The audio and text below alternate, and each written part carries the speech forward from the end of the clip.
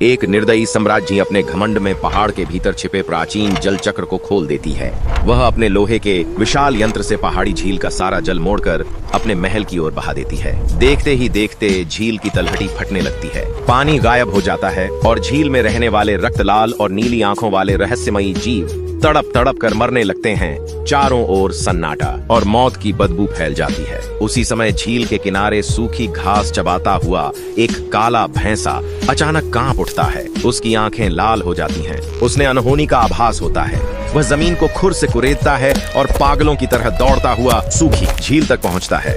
वहां पहुंचकर वह देखता है कि पानी न होने से सभी जीव आखिरी सांस ले रहे हैं। उनकी चीखें हवा में गूंज रही हैं। उसी क्षण भैंसे को समझ आ जाता है कि अगर अभी कुछ नहीं किया गया तो यह स्थान शापित हो जाएगा। भैंसा बिना रुके अंधेरे जंगल में घुस जाता है। पेड़ों से अजीब अजीब आवाजें आती हैं। छायाएं उसका पीछा करती हैं। तभी उसे एक टूटे पहाड़ के ऊपर धधकती हुई नीली ज्वाला में फंसा हुआ प्राचीन डमरू दिखाई देता है। भैंसा डरते हुए उसके पास जाता है, घुटनों के बल बैठता है और भारी सांसों के बीच AUM नमः शिवाय का जाप करने लगता है। उसकी आवाज कांप रही होती है, लेकिन भक्ति सच्ची होती है। अचानक आकाश फटने लगता है, बिजली उलटी दिशा में चमकती है और स्वयं महाकाल भयंकर रूप में प्रकट होते हैं। जब भैंसा रो रो कर झील के विनाश की कथा सुनाता है तो महादेव की तीसरी आंख में ज्वाला भड़क उठती है। वे एक ही कदम में सूखी झील तक पहुंचते हैं और प्रलयकारी स्वर में गर्जना करते हैं। फिर वे अपनी जटाओं को झटके से खोलते हैं।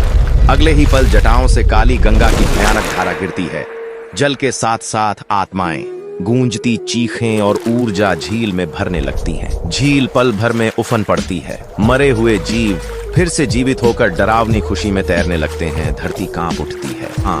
आकाश शांत हो जाता है। लेकिन इस विनाश और पुनर्जन्म की भयानक लीला के बाद भी अब तक किसी ने महाकाल की इस शक्ति के लिए लाइक और सब्सक्राइब नहीं किया।